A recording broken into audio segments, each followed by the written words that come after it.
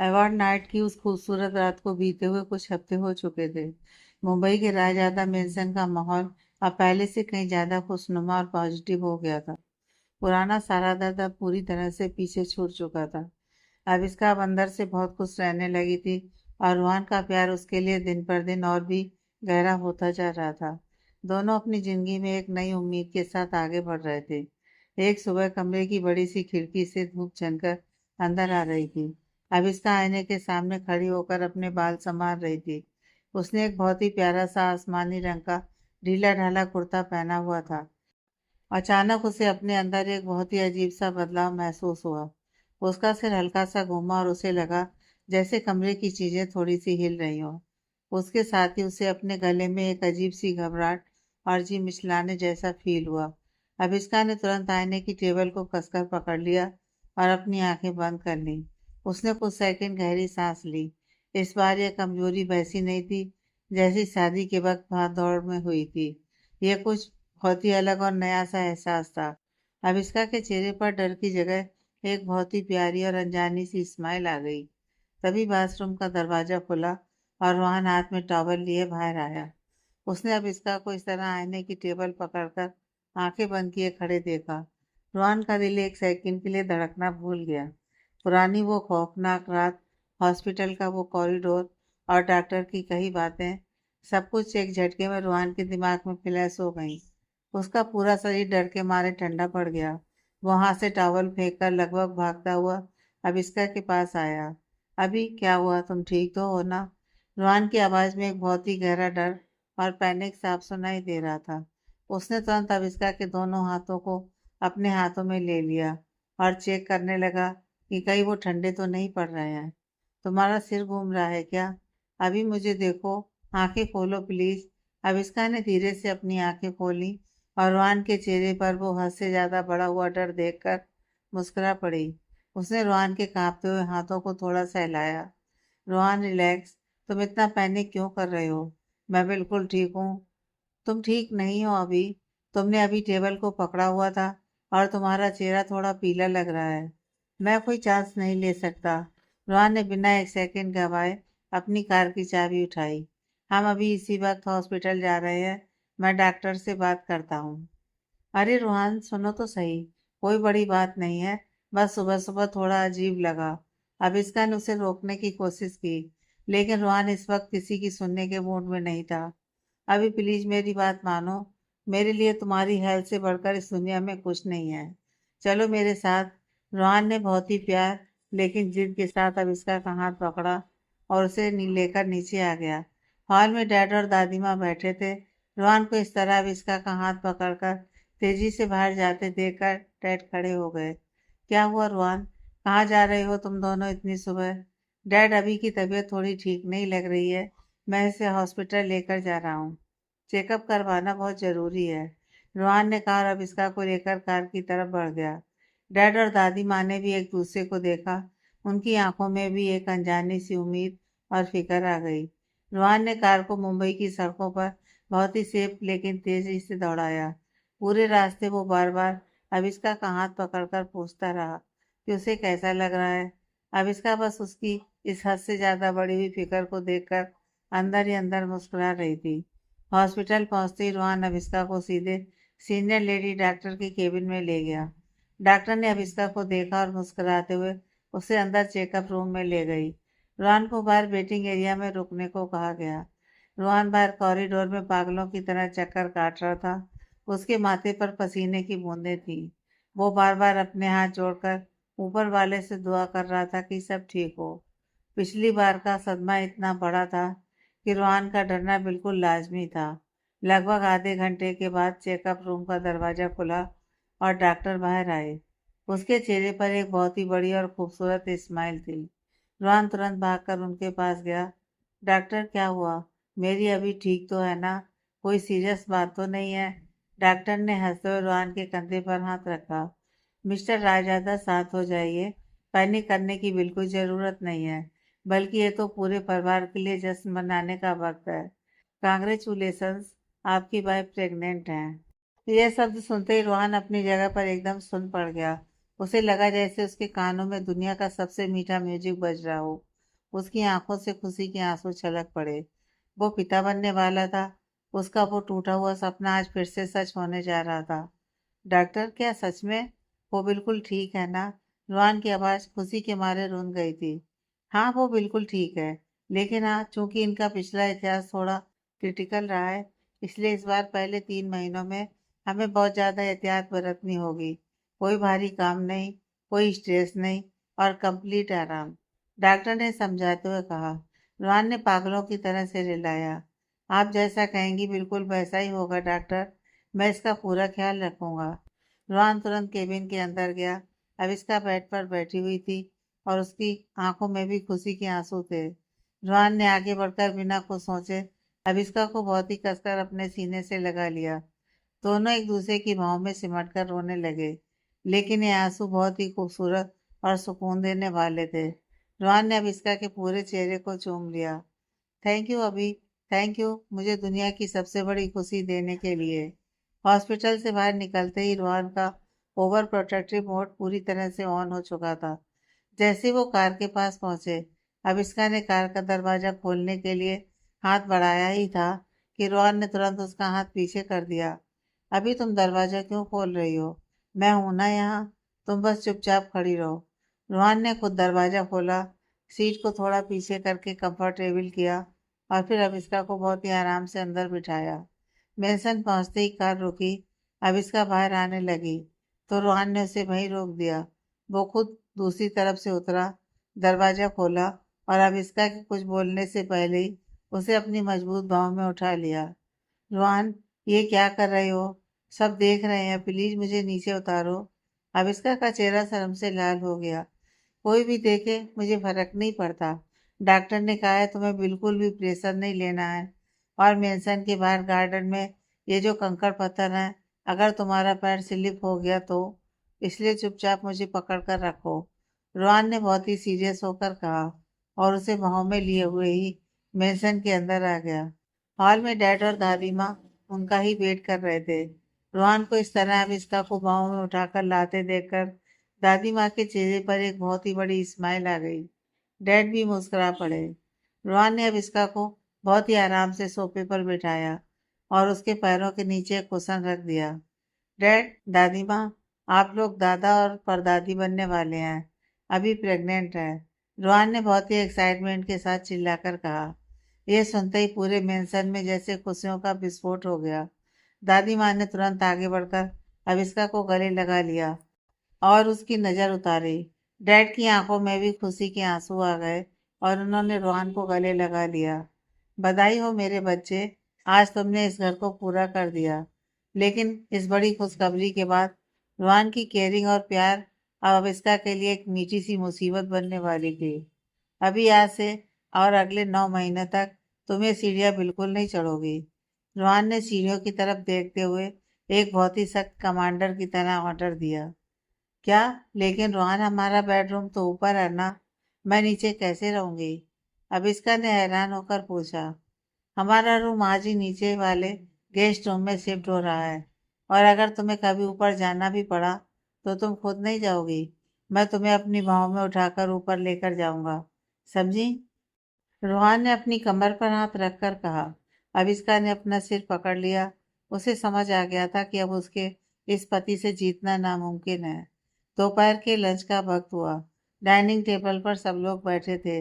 अविष्का ने जैसे ही अपने हाथ में चम्मच पकड़ा, रोहन ने तुरंत उसके हाथ से चम्मच छीन लिया। उसने अविष्का की प्लेट से थोड़ा सा खाना चम्मच में लिया, उसे फूंका और अविष्का के मुंह के सामने कर दिया। रोहन, मैं अपने हाथों से खा सकती हूँ। मैं बीमार नहीं हूँ, सिर्फ प्रेग्नेंट हूँ, अविष्का ने फुसफुसाते हुए कहा। क्योंकि डैड और दादी माँ ठीक सामने बैठे थे। अभी चम्मच पकड़ने में भी उंगलियों पर प्रेशर पड़ता है। डॉक्टर ने कहा है नो प्रेशर। चलो चुपचाप मुंह खोलो, रोहन ने बिल्कुल एक छोटे बच्चे को खिलाने वाले अंदाज में कहा। डैड ये देखकर अपनी हंसी छुपाने के लिए पानी पीने लगे और दादी माँ खुलकर हंस पड़ी। और हाँ, सबसे जरूरी बात, रोहन ने अविष्का को पानी पिलाते हुए कहा, आज से तुम्हारे रेस्टोरेंट अरु हेरिटेज डाइन जाने की पूरी तरह से बैन है। तुम वहां से किसी काम को नहीं देखोगी। मैनेजर राहुल और डैड सब संभाल लेंगे। तुम पूरे 9 महीने सिर्फ इस घर में आराम करोगी। लेकिन रोहान, मेरा रेस्टोरेंट। अविष्का ने मिन्नतें करने की कोशिश की। कोई लेकिन वेकिन नहीं, रेस्टोरेंट कहीं भागा नहीं जा रहा है। अगर तुम भाग गई और तुमने जरा सा भी स्ट्रेस लिया तो मैं उस रेस्टोरेंट में खुद ताला लगवा दूंगा। रोहान ने अपनी आंखें सिकोड़ते हुए कहा। तभी मेसन का मेन दरवाजा खुला और कुणाल हॉल में अंदर आया। वो ऑफिस से वापस आया था। उसने जैसे ही हॉल का यह नज़ारा देखा, जहाँ रोहान अविष्का के पैरों के पास बैठा उसे अपने हाथों से खाना खिला रहा था और पूरा स्टाफ लाइन से खड़ा होकर रोहन के ऑर्डर सुन रहा था। कुणाल अपनी हंसी रोक नहीं पाया। ओ भाई साहब, ये क्या चल रहा है यहाँ? कुणाल हंसते हुए सोफे के पास आया। अरे भाई, भाभी को थोड़ा सांस तो लेने दो। आप तो ऐसे ही केयर कर रहे हो जैसे वो कोई कांच की बहुत ही नाजुक गुड़िया हो। चम्मच पकड़ने से भी मना कर दिया। रोहन ने बहुत ही सीरियस होकर कुणाल की तरफ देखा। उसके चेहरे पर मजाक का एक भी भाव नहीं था। हाँ कुणाल, वो मेरे लिए कांच की गुड़िया ही है। और आज से इस घर का रूल है कि अभी कोई काम नहीं करेगी। अगर उसे पानी का गिलास भी चाहिए तो वो खुद नहीं उठाएगी। सब लोग उसके पास लेकर हाजिर होंगे। कोई प्रॉब्लम है तुम्हें? कुणाल ने तुरंत अपने दोनों हाथ हवा में खड़े कर दिए। अरे नहीं बाबा, मुझे क्या प्रॉब्लम होगी। मैं तो बस ये सोचा हूँ कि कल को अगर डॉक्टर ने कह दिया कि भाभी के बदले सांस भी आपको ही लेनी है तो आप वो भी शुरू कर दोगे। भाई, आप तो बिल्कुल ही बदल गए। आपका वो खड़ूस बिजनेस टाइकून वाला रूप कहाँ गया? कुणाल की इस बात पर अविष्का, डैड और दादी माँ सब बहुत जोर से हंस पड़े। पूरा हॉल उनकी हंसी से गूंज उठा। रोहन ने भी कुणाल को घूर कर देखा, लेकिन फिर उसके होठों पर भी एक बहुत ही प्यारी सी स्माइल आ गई। उसने अविष्का की तरफ देखा, जो इस वक्त बहुत ही खुश और महफूज फील कर रही थी। रोहन जानता था कि वो थोड़ा ज्यादा ओवर प्रोटेक्टिव हो रहा है, लेकिन अपनी अविष्का और अपने आने वाले बच्चे की सुरक्षा के लिए वो दुनिया का हर रूल तोड़ने को तैयार था। राजआदा मैंसन में खुशियों की यह नई सुबह सच में बहुत ही कमाल और खूबसूरत थी। रात के 2 बज रहे थे। मुंबई की भागती दौड़ती जिंदगी अब थोड़ी शांत हो चुकी थी और राजआदा मैंसन में भी एकदम सन्नाटा था। लेकिन ग्राउंड फ्लोर वाले उस नए बेडरूम में अविष्का की आंखें पूरी तरह से खुली हुई थीं। अविष्का बेड पर बार बार करवटें बदल रही थी। उसे नींद नहीं आ रही थी, क्योंकि उसके पेट में बहुत जोरों की भूख लग रही थी। और यह कोई आम भूख नहीं थी, बल्कि एक बहुत ही स्ट्रांग क्रेविंग थी। अविष्का का मन कर रहा था कि वो अभी इसी वक्त तीखे, चटपटे और पानी से भरे हुए स्ट्रीट स्टाइल गोलगप्पे खाए, और उसके ठीक बाद खूब सारी ठंडी चॉकलेट आइसक्रीम। अविष्का ने अपने बगल में गहरी नींद में सो रहे रोहान को देखा। रोहान का चेहरा बहुत ही रिलैक्स लग रहा था। अविष्का को उसे जगाना ठीक नहीं लगा। उसने सोचा कि वो अपनी इस क्रेविंग को इग्नोर करके सो जाएगी, लेकिन 5 मिनट बाद ही उसके पेट से गुड़गुड़ की आवाज आने लगी और उसके मुंह में गोलगप्पों के नाम से ही पानी आ गया। अविष्का ने हार मानकर धीरे से रोहान के कंधे को हिलाया। रोहान, उठो ना। रोहान, अविष्का ने बहुत ही धीमी और मासूम आवाज में कहा। रोहान की नींद बहुत कच्ची हो गई थी अविष्का की प्रेगनेंसी के बाद से। वो एक सेकंड में ही उठकर बैठ गया और उसने तुरंत साइड लैंप ऑन कर दिया। क्या हुआ अभी? दर्द हो रहा है क्या? डॉक्टर को कॉल करूं? रोहान ने एकदम पैनिक करते हुए अविष्का का चेहरा अपने हाथों में ले लिया। अविष्का ने रोहान का हाथ पकड़ा और एक बहुत ही क्यूट सा पाउट बनाते हुए कहा, नहीं बाबा, कोई दर्द नहीं है। मुझे मुझे बहुत तेज भूख लग रही है। रोहान ने एक बहुत ही बड़ी राहत की सांस ली और मुस्कुरा दिया। तुमने तो मुझे डरा ही दिया था। तुम्हें भूख लगी है? रुको, मैं अभी किचन में जाकर तुम्हारे लिए कुछ सैंडविच या सूप बनाकर लाता हूँ। नहीं रोहान, मुझे सैंडविच नहीं खाना। अविष्का ने एक छोटे बच्चे की तरह जिद करते हुए कहा। मुझे गोलगप्पे खाने हैं, वो एकदम तीखे वाले, जो बाहर ठेले पर मिलते हैं। और उसके बाद मुझे आइसक्रीम भी खानी है। रोहान ने हैरानी से दीवार पर लगी घड़ी को देखा, जहाँ रात के 2:15 बज रहे थे। अभी रात के 2 बज रहे हैं मेरी जान। अभी इस वक्त मुंबई की सड़कों पर ठेले वाले गोलगप्पे कहाँ मिलेंगे? हम सुबह मंगवा लेंगे ना प्लीज। रोहन ने बहुत ही प्यार से समझाते हुए कहा। अविष्का का चेहरा एकदम से उतर गया और उसकी आंखों में हल्के से आंसू आ गए। प्रेगनेंसी के हार्मोन की वजह से वो बहुत जल्दी इमोशनल हो जाती थी। मुझे पता था तुम मुझसे प्यार नहीं करते। तुम्हारे बच्चे को गोलगप्पे खाने हैं और तुम टाइम देख रहे हो। ठीक है, मत लाओ, मैं भूखी सो जाऊंगी। अविष्का ने मुंह फेर लिया और ब्लैंकेट ओढ़ लिया। रोहान ने अपना सिर पकड़ा। वो अपनी बीबी के इस प्रेगनेंसी वाले नखरे के आगे पूरी तरह से हार चुका था। वो मुस्कुराया और उसने तुरंत अपना ट्रैक सूट और कार की चाबी उठाई। अरे मेरी ड्रामा क्वीन, मैं मना कब किया? मैं अभी जा रहा हूँ। तुम बस यहाँ आराम से लेटो। मैं तुम्हारे लिए दुनिया के सबसे तीखे गोलगप्पे लेकर आता हूँ। रोहान ने अविष्का के माथे पर किस किया और कमरे से बाहर निकल गया। रोहान दबे पांव हॉल से गुजर रहा था ताकि कोई जाग ना जाए। तभी किचन की लाइट ऑन हुई और कुणाल पानी की बोतल लेकर बाहर आया। कुणाल ने रोहान को रात के 2:30 बजे ऐसे ट्रैक सूट पहने और कार की चाबी घुमाते हुए देखा तो उसकी आंखें बड़ी हो गईं। भाई, आप इतनी रात को कहाँ जा रहे हो? कुणाल ने हैरानी से पूछा। रोहन ने एक गहरी सांस ली। गोलगप्पे और आइसक्रीम ढूंढने। तुम्हारी भाभी को रात के 2:30 बजे क्रेविंग हो रही है। कुणाल एक सेकंड के लिए चुप रहा और फिर वो इतना जोर से हंसा कि उसे अपना मुंह बंद करना पड़ा ताकि डैड की नींद ना खुल जाए। कमाल है भाई, द ग्रेट रोहन रायजादा, जो अपनी एक उंगली के इशारे पर करोड़ों की डील्स फाइनल कर देता है, वो आज रात के 2:30 बजे मुंबई की सड़कों पर गोलगप्पे ढूंढने निकला है। भाभी ने आपको सच में एक परफेक्ट पति बना दिया है। कुणाल अपनी हंसी नहीं रोक पा रहा था। चुप कर छोटे, मेरा मजाक मत उड़ा। मुझे जल्दी जाना है, रोहन ने चिढ़ते हुए कहा। अरे भाई, आप अकेले कहाँ कहाँ भटकोगे? मैं भी चलता हूँ आपके साथ। मुझे कुछ जगह पता है जो रात भर खुली रहती हैं। कुणाल ने अपनी कार की चाबी वापस रखी और रोहन के साथ निकल पड़ा। दोनों भाई स्पोर्ट कार में मुंबई की खाली सड़कों पर पागलों की तरह घूम रहे थे। लगभग आधे घंटे की तलाश के बाद उन्हें एक स्टेशन के पास एक लेट नाइट चाट वाला मिल ही गया। रोहन ने उसे एक्स्ट्रा पैसे देकर बहुत ही साफ सफाई से एक बड़ा सा पैकेट पैक करवाया और फिर एक 24/7 स्टोर से अविष्का की फेवरेट चॉकलेट आइसक्रीम ली। जब वो घर वापस आए तो अविष्का बेड पर बैठी दरवाजे को ही देख रही थी। रोहन को गोलगप्पे के पैकेट के साथ देखते ही अविष्का के चेहरे पर जो खुशी आई, उसे देखकर रोहन को लगा कि उसका यह रात भर का सफर एकदम सफल हो गया। रोहन ने अपने हाथों से अविष्का को गोलगप्पे खिलाए। अविष्का बहुत ही मजे से खा रही थी। रोहन एक टिश्यू पेपर से बार बार उसके होठों को साफ कर रहा था। थैंक यू रोहन, तुम दुनिया के सबसे अच्छे पति हो। अविष्का ने आइसक्रीम खाते हुए रोहन के गले में हाथ डाल दिया। रोहन ने अविष्का को अपने सीने से लगा लिया। तुम्हारे लिए और तुम्हारे इस आने वाले नन्हे मेहमान के लिए मैं चांद तारे भी ला सकता हूँ अभी। यह तो सिर्फ गोलगप्पे थे। दोनों बहुत ही सुकून के साथ सो गए। लेकिन रायजादा मैंसन में सरप्राइज अभी खत्म नहीं हुए थे। अगली सुबह एक और बहुत बड़ी खुशी दरवाजे पर दस्तक देने वाली थी। सुबह के 9 बज चुके थे। डाइनिंग टेबल पर डैड, दादी माँ, कुणाल और कीर्ति नाश्ता कर रहे थे। रोहन ने अविष्का को नीचे आने से मना कर दिया था और वो उसका नाश्ता खुद कमरे में लेकर गया था। कीर्ति कुणाल को जूस का गिलास दे रही थी। उसने एक बहुत ही खूबसूरत सा फ्लोरल सूट पहना था। अचानक कीर्ति को लगा जैसे डाइनिंग रूम की छत गोल गोल घूम रही हो। उसकी आंखों के सामने एक सेकंड के लिए अंधेरा छा गया और उसके हाथों से जूस का गिलास छूटकर जमीन पर गिर गया।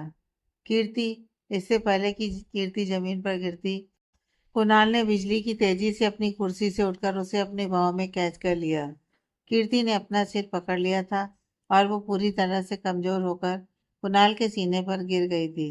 डैड और दादी माँ भी घबराकर अपनी जगह से खड़े हो गए। कीर्ति, आंखें खोलो, क्या हुआ तुम्हें? कुणाल का चेहरा डर के मारे पीला पड़ गया था।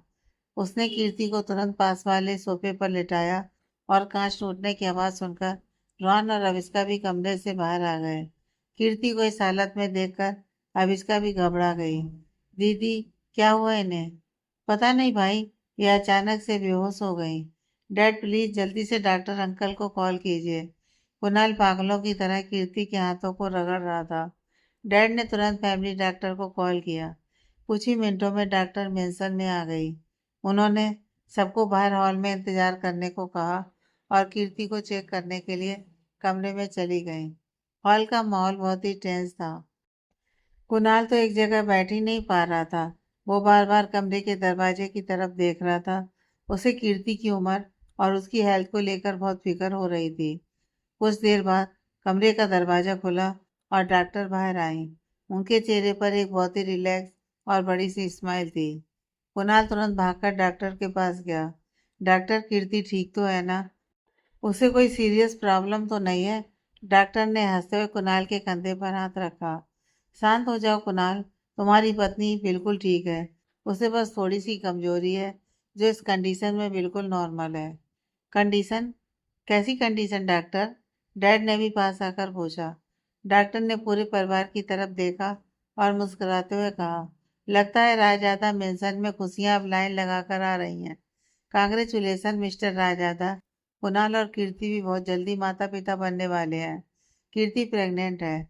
डॉक्टर के सब सुनते ही पूरे हॉल में जैसे कुछ सेकंड के लिए एकदम सन्नाटा छा गया, और फिर वो सन्नाटा एक बहुत ही जोरदार खुशी और तालियों में बदल गया। कुणाल अपनी जगह पर एकदम बुद्ध बन गया था। वो बस अपनी पलकें झपका रहा था। मैं पापा बनने वाला हूँ। कीर्ति प्रेग्नेंट है। कुणाल की आंखों से एकदम से खुशी के आंसू बहने लगे। रोहन ने आगे बढ़कर कुणाल को बहुत ही कसकर अपने गले से लगा लिया। कांग्रेचुलेशन छोटे, तू पापा बनने वाला है। दादी माँ ने तो खुशी के मारे अपने दोनों हाथ हवा में उठा लिए। हे मेरे कान्हा, तेरा लाख लाख शुक्र है।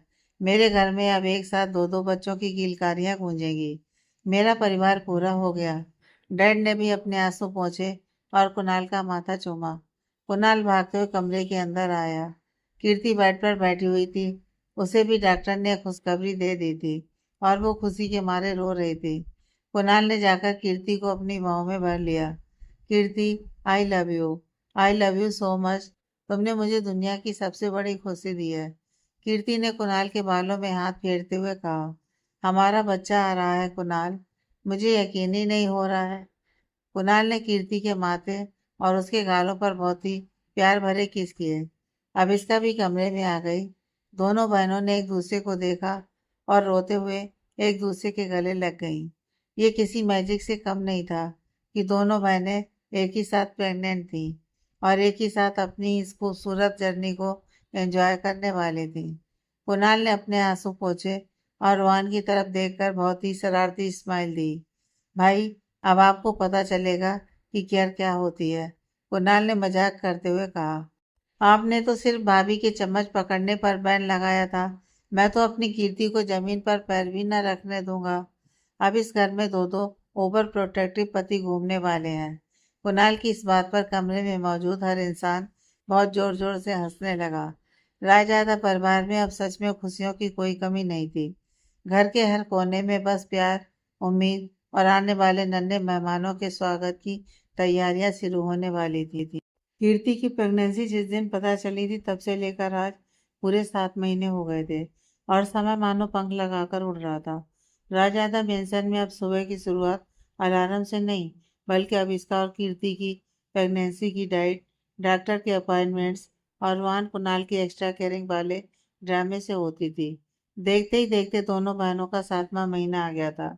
अब इसका का 7वां महीना आखिरी चल रहा था और कीर्ति का 7वां महीना बस आज से ही शुरू हुआ था। आज मुंबई का राजआदा मैंसन किसी जन्नत से कम नहीं लग रहा था। पूरे घर को बहुत ही सॉफ्ट और खूबसूरत pastel colours, pink, blue, white गुब्बारों और असली मोगरे के फूलों से सजाया गया था। आज अभिष्का और कीर्ति दोनों की एक साथ गोद भराई की रस्म थी। घर में शहर के सारे बड़े मेहमान और रिश्तेदार आए हुए थे। हॉल के बीचों बीच एक बहुत ही रॉयल और बड़ा सा झूला रखा गया था जिसे फूलों से सजाया गया था। अभिष्का और कीर्ति दोनों सीढ़ियों से नीचे आ रही थी। अभिष्का ने एक बहुत ही खूबसूरत सा लाइट पिंक कलर का प्लेयर्स अनारकली सूट पहना था जिसमें उसका बेबी बम बहुत ही प्यारा लग रहा था। उसके चेहरे पर प्रेगनेंसी का वो ग्लो साफ चमक रहा था।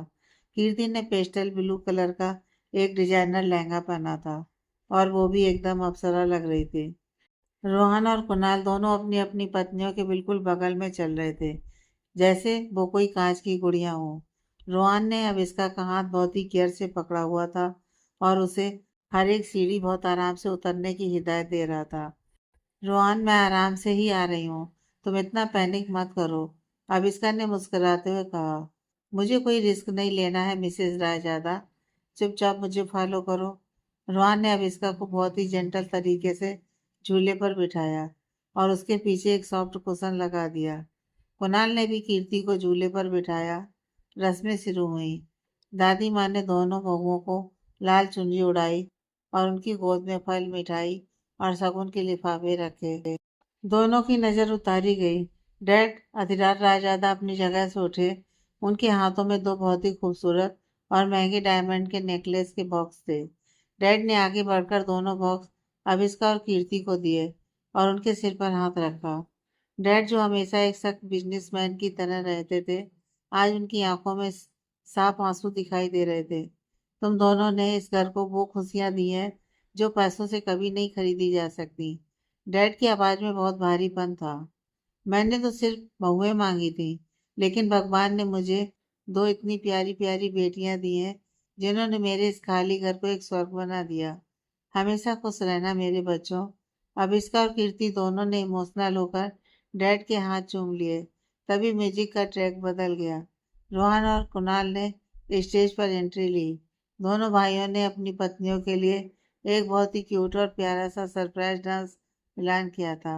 उन्होंने एक बहुत ही सॉफ्ट और रोमांटिक गाने पर डांस किया। उनके स्टेप्स इतने फनी और प्यारे थे कि अभिष्का और कीर्ति अपनी हंसी नहीं रोक पाई। पूरा हॉल तालियों से गूंज उठा। गोद भराई का यह फंक्शन रायजादा परिवार के लिए एक बहुत ही परफेक्ट और यादगार दिन बन गया।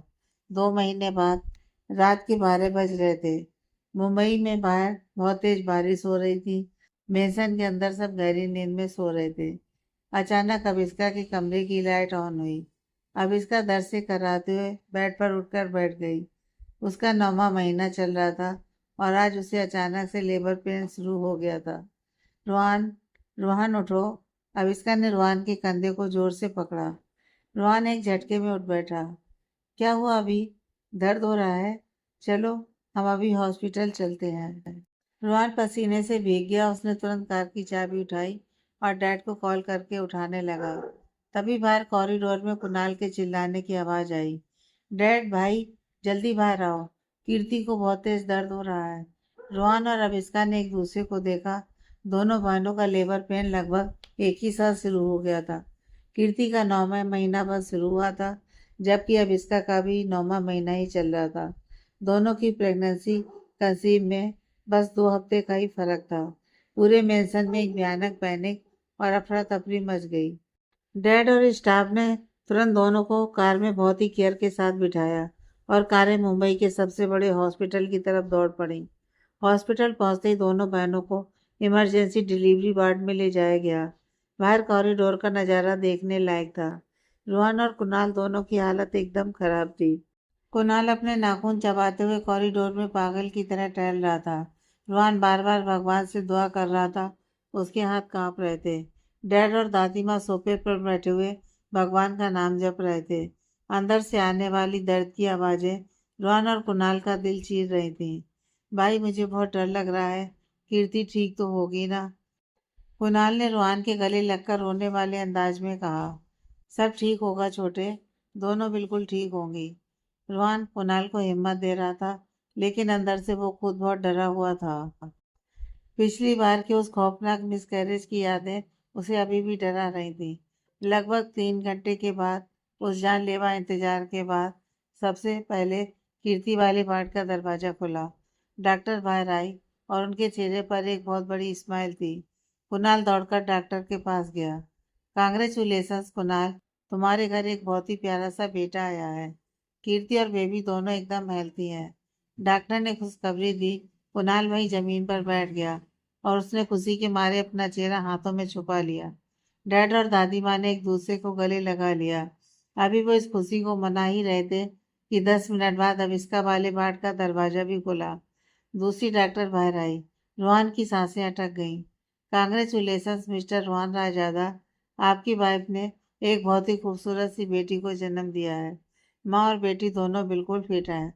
रोहन ने यह सुना और उसकी आंखों से आंसुओं का एक समंदर बह निकला।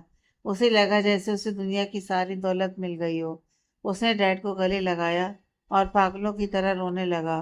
डैड, मेरी बेटी हुई है डैड। नर्स ने आकर दोनों भाइयों को अंदर जाने की परमिशन दी। रोहन बहुत ही धीमे और कांपते कदमों से अविष्का के कमरे में गया। अविष्का बेड पर लेटी हुई थी। वो बहुत थकी हुई लग रही थी, लेकिन उसके चेहरे पर दुनिया की सबसे खूबसूरत स्माइल थी। उसके बिल्कुल बगल में एक बहुत ही छोटी सी गुलाबी रंग की रुई जैसी बच्ची सो रही थी। रुआन बेड के पास गया। उसकी आंखों से लगातार आंसू गिर रहे थे। उसने छोटी सी जान को देखा। बच्ची की आंखें, उसकी नाक बिल्कुल रुआन पर गई थी। वो रुआन की परछाई लग रही थी। रुआन ने बहुत ही कांपते हुए हाथों से अपनी बेटी को गोद में उठाया। उस नन्ही सी जान को अपने सीने से लगाते ही रुहान को लगा जैसे उसकी जिंदगी का हर एक मकसद आज पूरा हो गया हो। उसने अपनी बेटी के माथे पर एक बहुत ही सॉफ्ट किस किया। फिर रुहान ने अबिस्का की तरफ देखा। उसने अबिस्का का चेहरा अपने हाथों में लिया और उसके माथे पर एक बहुत ही लंबा, गहरा और प्यार से भरा हुआ किस किया। थैंक यू अभी। थैंक यू मुझे दुनिया की सबसे बड़ी खुशी देने के लिए। तुमने मुझे आज मुकम्मल कर दिया है। रोहन ने अविष्का के आंसू पोंछते हुए कहा। अविष्का ने भी मुस्कुराते हुए रोहन का हाथ पकड़ा। वो बिल्कुल तुम्हारे जैसी दिखती है रोहन। दूसरी तरफ कुणाल कीर्ति के कमरे में था और अपने बेटे को गोद में लेकर खुशी से नाच रहा था। कीर्ति उसे देखकर मुस्कुरा रही थी।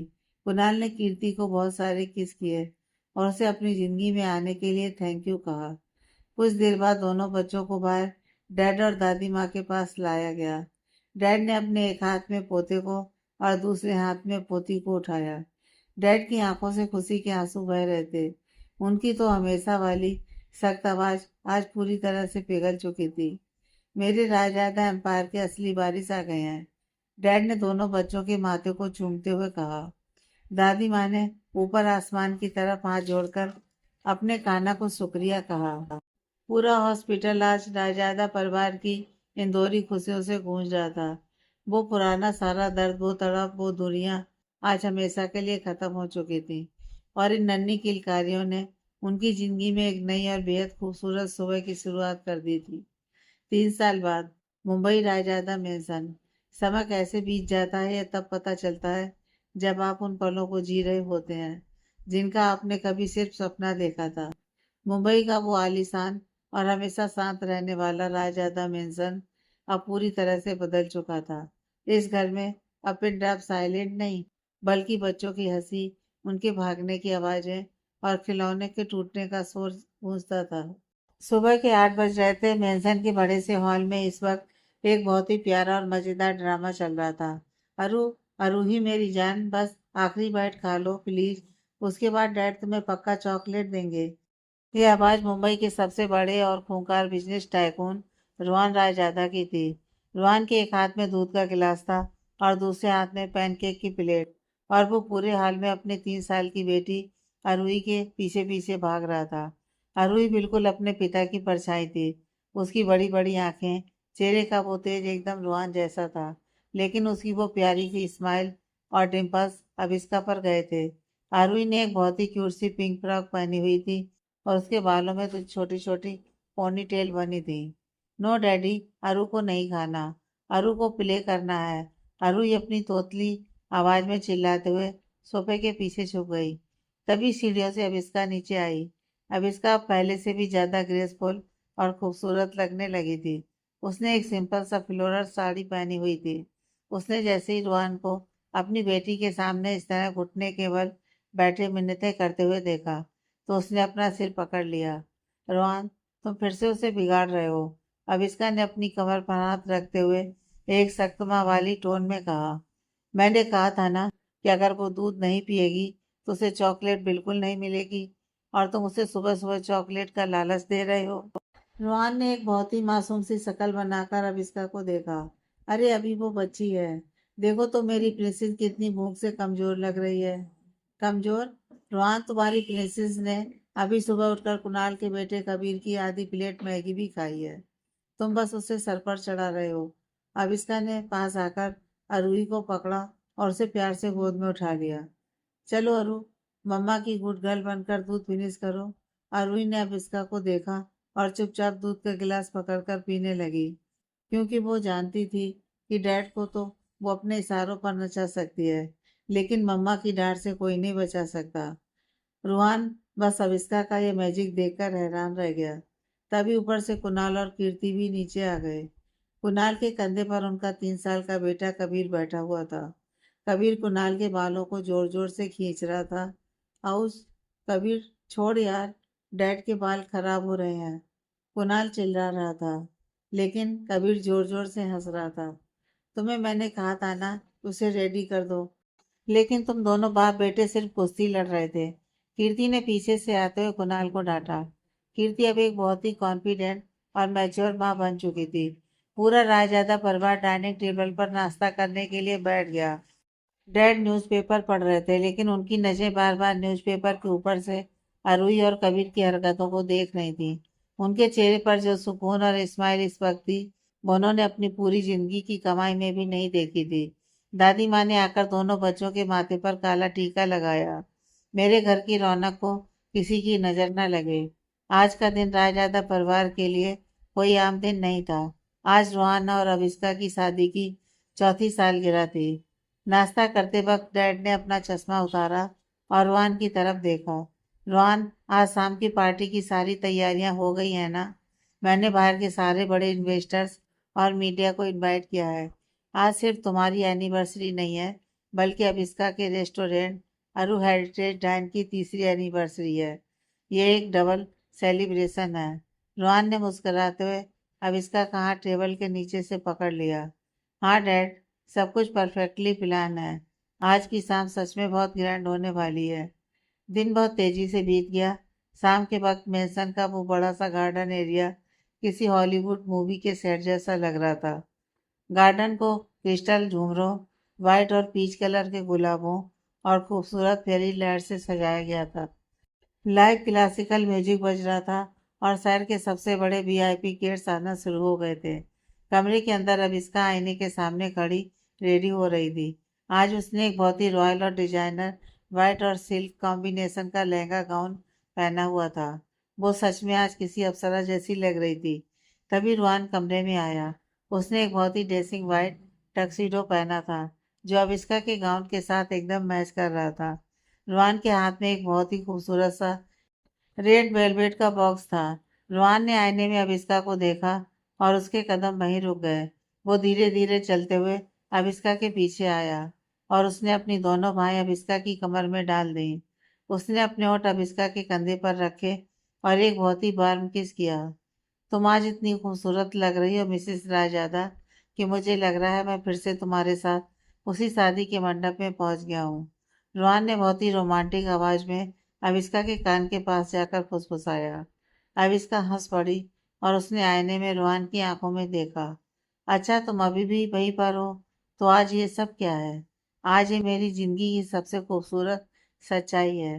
रुआन ने वो रेड बॉक्स खोला। उसमें एक बहुत ही शानदार डायमंड का नेकलेस था। रुआन ने बहुत ही प्यार से वो नेकलेस अविस्का के गले में पहना दिया। अविस्का के चेहरे पर एक बहुत ही सुकून भरी स्माइल आ गई। थैंक यू रुहान, इस नेकलेस के लिए नहीं, बल्कि पिछले 3 सालों में मुझे दुनिया की सबसे खुशकिस्मत औरत बनाने के लिए। अविस्का ने मुड़कर रुहान के गले में अपनी बाहें डाल दी। तभी दरवाजे से एक छोटी सी आवाज आई, डैडी, मम्मा। अरुई दौड़ती हुई अंदर आई। उसने भी अपनी मम्मी जैसा ही वाइट कलर का एक बहुत ही प्यारा सा फ्रॉक पहना हुआ था। रुहान ने तुरंत झुककर अपनी बेटी को गोद में उठा लिया और उसके गालों पर बहुत सारे किस कर दिए। मेरी प्रिंसेस आज सबसे प्यारी लग रही है, रुहान ने कहा।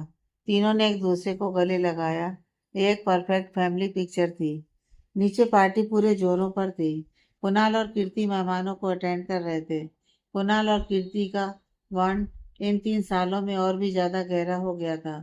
कबीर अपने दादाजी की उंगली पकड़कर पूरे गार्डन में घूम रहा था और डैड उसे अपने सारे बिजनेसमैन दोस्तों से मिलवा रहे थे।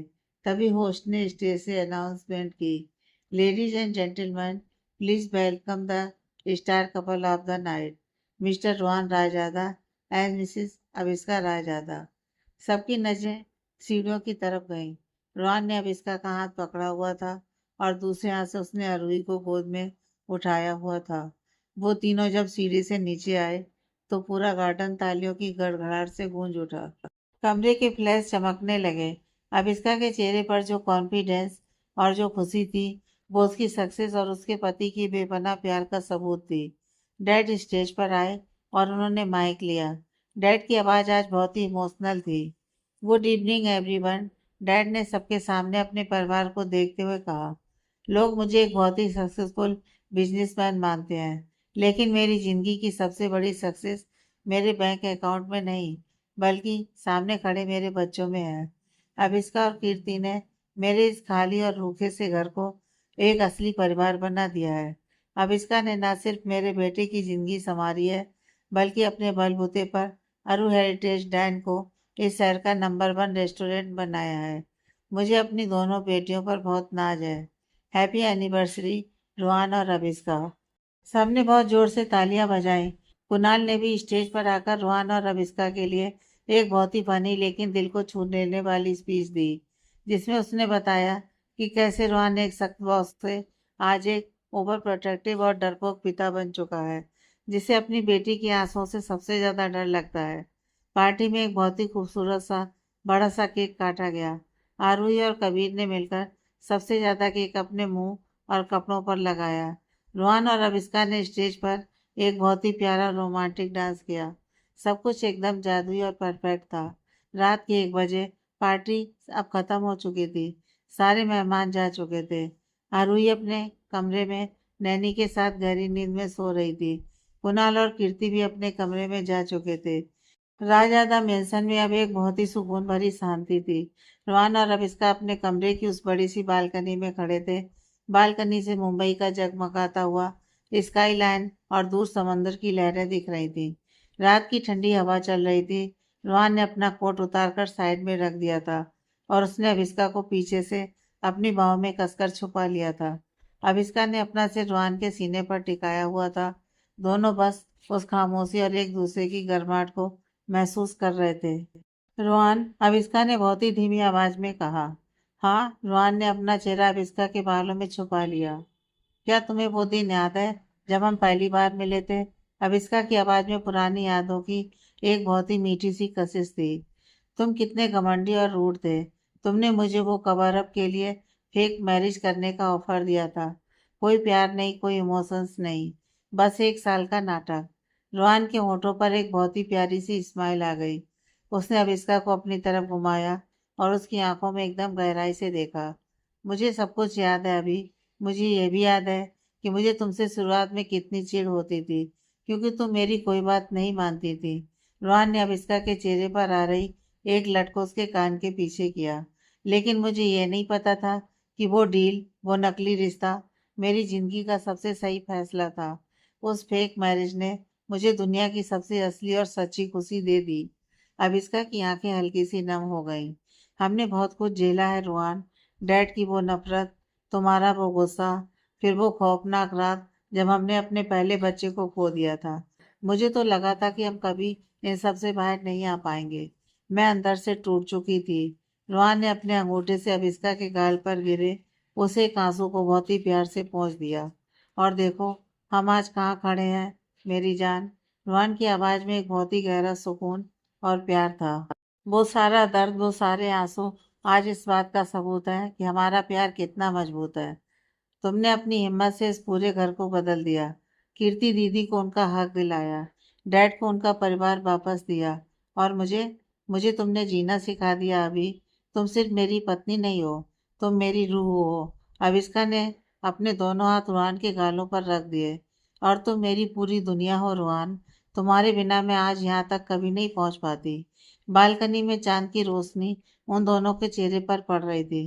रोहन ने अविष्का की कमर को थोड़ा और कसकर पकड़ा और उसे अपने एकदम करीब खींच लिया। उनके बीच अब कोई दूरी, कोई शब्द बाकी नहीं रहे थे। रोहन ने अपना चेहरा झुकाया और अपने होठ अविष्का के होठों पर रख दिए। यह किस कोई आम किस नहीं था। यह किस में उनकी पहली मुलाकात की वो नफरत थी, कॉन्ट्रैक्ट मैरिज की वो उलझन थी, धीरे धीरे होने वाला वो अनजाना सा प्यार था, अपने बच्चे को खोने का वो साझा दर्द था, और फिर एक मुकम्मल परिवार बनने का वो गहरा और बेपनाह सुकून था। यह सब एक किस में था जो उनके इस पूरे सफर को एक बहुत ही खूबसूरत और अमर मोड़ पर लाकर खड़ा कर रहा था। अविष्का ने भी अपनी आंखें बंद कर ली और खुद को पूरी तरह से रोहन की बाहों में सौंप दिया। रोहन ने किस तोड़ा और उसने अविष्का के माथे पर अपना माथा टिका दिया। I love you Mrs Avishka, Rohan Raizada. और हमेशा हमेशा के लिए। रोहान ने मुस्कुराते हुए कहा, I love you too mister Raizada. Avishka ने भी रोहान को अपनी बाहों में कस लिया। रात की उस खामोशी में, मुंबई की उन जगमगाती रोशनियों के बीच, रायजादा मेंशन अब पूरी तरह से सुकून की नींद सो रहा था। अब इस घर में कोई अधूरापन नहीं था, कोई दर्द नहीं था।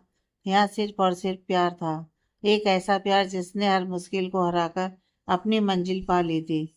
और इस तरह रोहान और रविस्का की इस नफरत, इकरार और बेइंतहा मोहब्बत से भरी इस कहानी का एक बहुत ही खूबसूरत और परफेक्ट सफर हमेशा हमेशा के लिए अमर हो गया।